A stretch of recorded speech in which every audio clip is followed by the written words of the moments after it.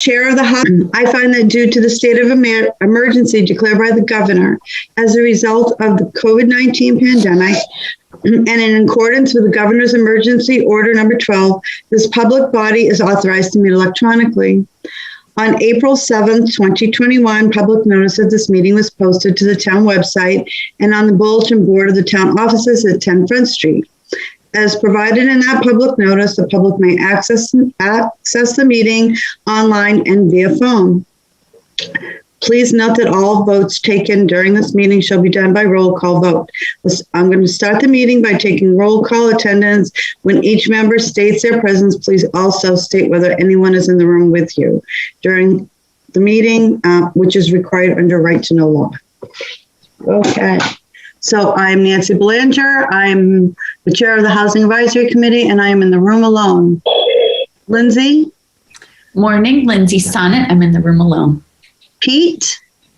Pete Cameron. I'm in the room. I'm planning board representative. I'm in the room alone. Lovey? Select board representative. I am my kids setting up for school. Sarah Reitzman, Director of the Workforce Housing Coalition of the Greater Seacoast. I'm in the room alone for now. My husband may appear. Okay, well, so that's it so far. I did hear from Bob Prine, who said he had to take care of his daughter this morning, but he was going to be on for 9 o'clock.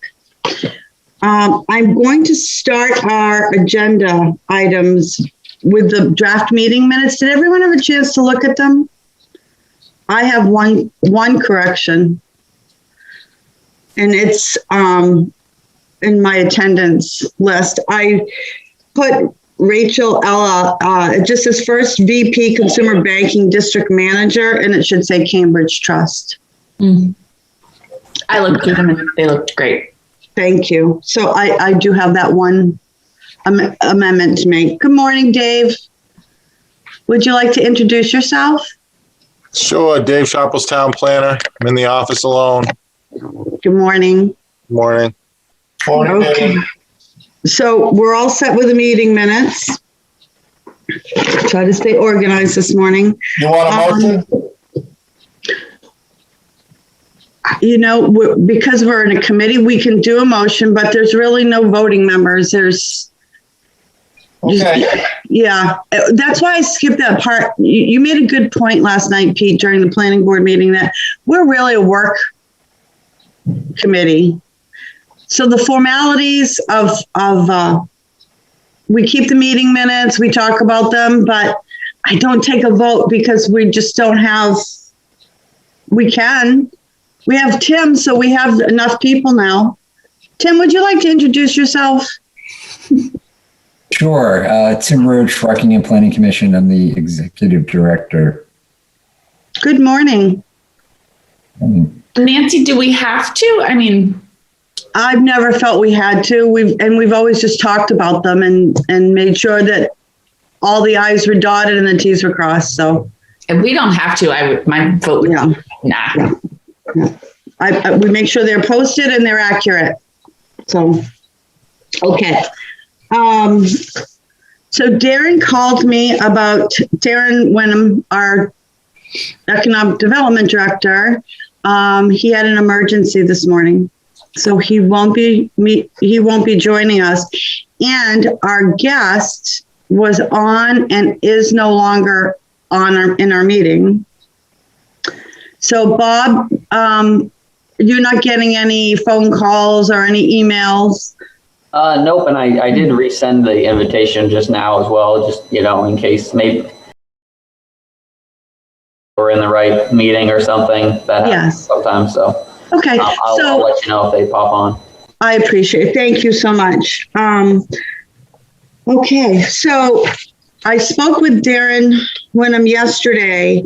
One of our guests that were supposed to be on, the owners of the Galley Hatch and Popovers, couldn't make it. So they're going to be on next month. So depending on what happens with our guest today, we might just push out one more meeting for the local businesses that are outside of Exeter to join us. Is everyone okay with that? Mhm. Just had some scheduling glitches this morning for this meeting. So, okay.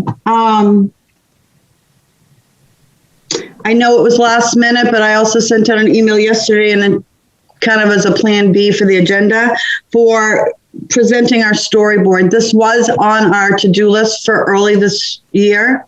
And it was last minute. So has anyone had a chance to think about how we could start presenting that?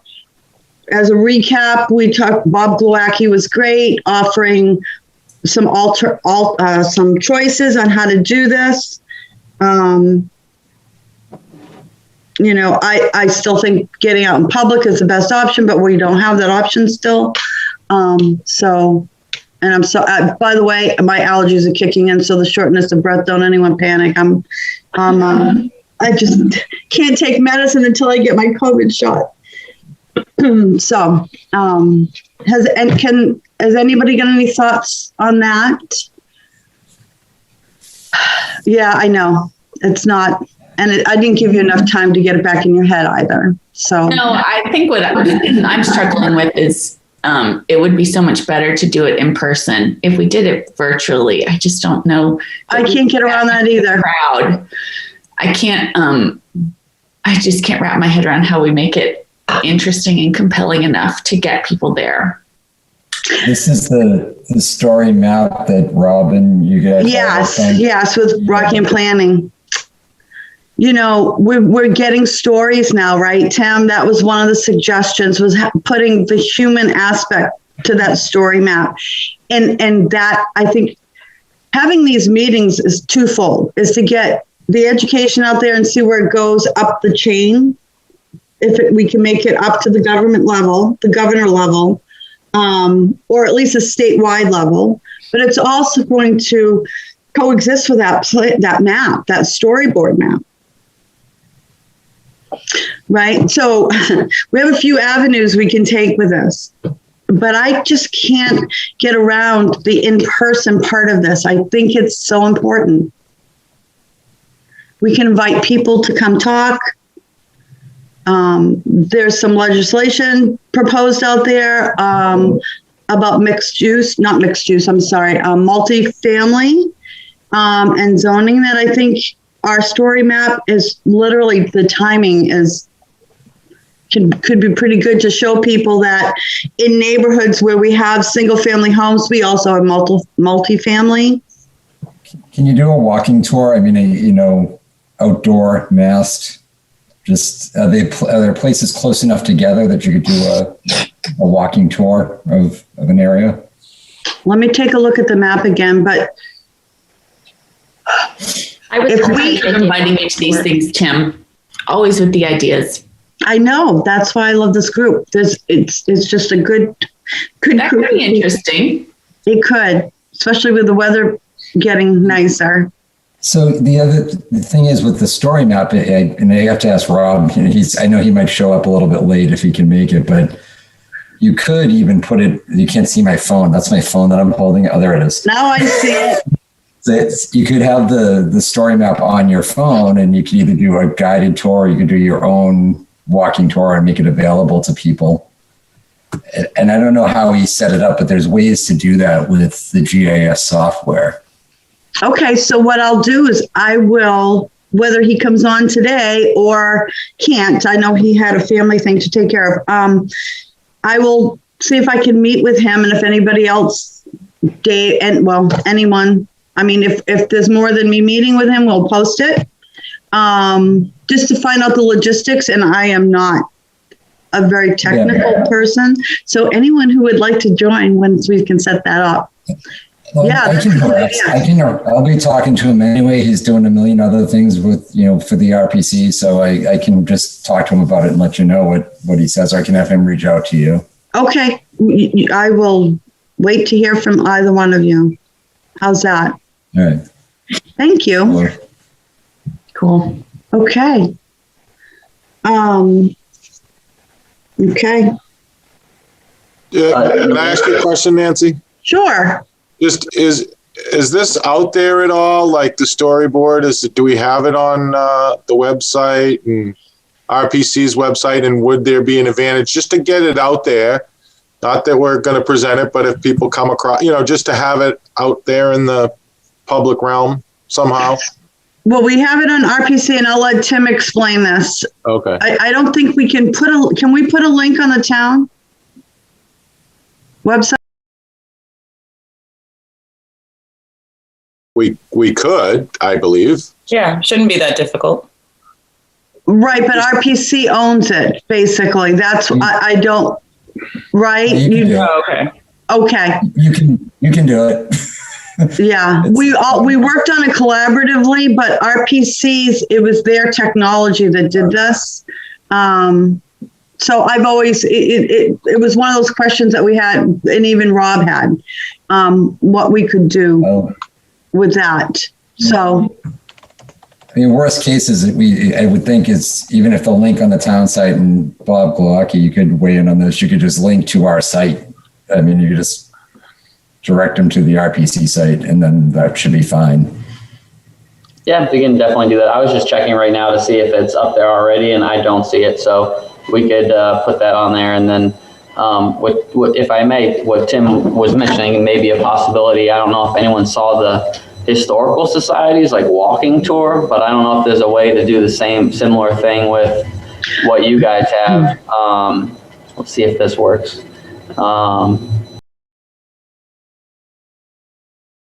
So when you walk around, I see a black screen right now that says your name and that you're screen sharing. Oh, get that up again.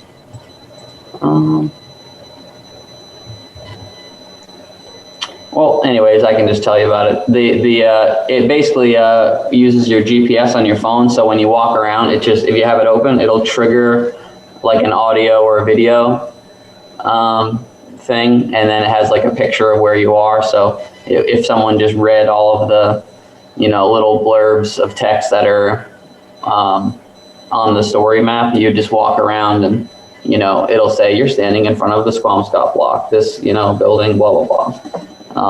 And you can number them out. So, they start here and end there or something. Could be interesting to talk to them how they did it. I think they had an Eagle Scout do it for free. So maybe the town can get an Eagle Scout to do a project for them. Nice. Oh my gosh, that's fast. I do remember that now that you say that. That was connected with the Historical Society, right?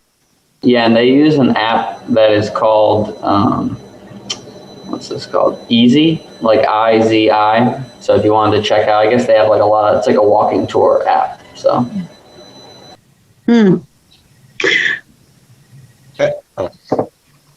Go ahead. You've got to remember, I ought to take notes at the same time, so I'm not always looking. Just to continue on that about getting it out, I think before we get that story, but I don't know if someone's done this already, but usually I'd like to see some written concepts of what you're trying to get out. What are the concepts you're trying to hit upon, and what do you want people to walk away with? And I always like to write that down. Like, do you want to, multifamily is not scary, or like at the understandable level, or something like that. Do you want to, the benefits of density, from fiscal impacts to environmental impacts and so forth. So kind of just get what you want to get across, and then then you can use it as a tool. You see what I'm saying? Instead of just putting it out there, figure out an outline of exactly what kind of concepts, what do you want the person to take away from, and then you can incorporate those into any walking tour, any other presentation. Concepts of purpose. Yes. Yep. Excellent. What a team. Excellent. Okay, so I'll start that, and then I'll send it out for people to come give me feedback. Just remember, you can only feedback to me, not to the whole group. I will again gather all the suggestions, put it into one document, and send it out as a final draft to be looked at. Okay. Great. Okay. Yes, sorry. I really appreciate this group, and last night we did a planning board update, an update rather to the planning board, and Pete Cameron, who is a voting member of the planning board, talked about what we're doing on the housing committee too, and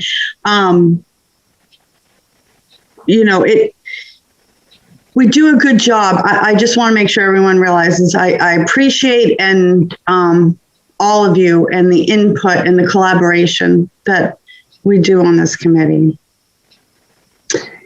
Okay. So does Sarah or David, do you have any updates, legislative updates? I know there are hearings and today is the last of the 3, I believe. So it might be a little early to know where they're going with votes right now on anything to do with housing. The only one that's on my radar for this week is that it should be, they didn't vote on it yesterday, so it should be today that they're voting on HB 288. This was the bill that would eliminate the Housing Appeals Board, which just barely started in the first place. It came out of committee with an inexpedient to legislate vote. So that's good. They voted to get rid of this bill and keep the Housing Appeals Board. But this session is a little weird, and so anything could happen on the House floor. But I think they're voting on it today. Okay. Sarah, I have a question for you on that. Because I don't follow the Housing Board of Appeals, but the rationale for that bill, few, if any, cases have been brought. And they said few, if any. So apparently it didn't seem like anybody knew if any cases. Are you aware of any cases being brought forward to it? Yeah, George sent me some information about the very first case that was being heard. I think right now, so it started taking cases earlier this year, I believe, and there's only 2 people on the board out of 3, so they're having a hard time filling that 3rd spot on the board, and there is a first case that is going to the Housing Appeals Board, which I can send information about. Thank you. So it hasn't even had a chance to see if it's effective or not. Nothing's really been implemented as far as getting it moving, right? Okay. Yeah. So Julie Gilman, I think, is going to. We're playing phone tag, but after the session voting session's over, she'll come at some point to give us an update, a legislative update from her perspective, sitting in our House of Representatives. Okay. Does anyone have anything else they'd like to talk about today? Just put it out there just because I want to see if I can talk to Sarah, maybe on telephone after this, where, we need to do our regional housing needs assessment as the RPC. And I think there's sort of a lot of interest in increasing pressure to get that done, although, again, we're not funded to do it. And I know there's also a couple of developments around that might tend to want to rely on what comes out of that assessment. So there's just a couple of things I wanted to touch base with Sarah on, but just, and also keep this group in mind that we are going to keep moving in that direction. I'm seeking out funding to try and, get that work done. And hopefully that will happen over the course of my fiscal 22, which is July to June of 21 to 22. Yeah, Tim, is there anything that we can do to help try to, do something to help you with the funding aspect of that? Because it is important to understand where we're at, right? And this committee is looking forward to the data you collect. Yeah. It is. Every RPC is struggling with this right now, just about. I mean, the only one that's really done a significant amount of work is the Upper Valley, Lake Sunapee region up in Dartmouth, where the hospital, Dartmouth Hospital, the state of Vermont, and others put in significant resources to get it done. So, we've got some options. We're talking about ideas with, private and public partnerships to we need to essentially bring up about, I don't know, $40,000 to $50,000 to do a reasonable job. And there's ways we can do it. And we just, it's the other aspect right now is that really we're waiting on 2020 census data to be ready. Okay. So it's not that imminent, but it's, as that data comes, I'd like to have the plan and revenue in place to turn my staff loose and get it done. Okay. Well, good luck with that. Yeah. So I know I've sent some emails out with links to articles and things. Everyone knows that the Randolphs who live in Exeter, the project that they came and talked to us about in Dover, the cottage homes for workforce housing has passed in Dover and looks like it's proceeding. And recently the former Stratford County Courthouse is sold to Mr. Chimberg for redevelopment, and we'll have the idea is to also have workforce housing incorporated in that. So that's a good, okay. I've hit all the high points and it's 8:53. So unless anyone has anything further they'd like to add, happy Friday. Have a wonderful month. Thank you for being here, and I'll see you next month, and I'll send out an email with some thoughts on the purpose as our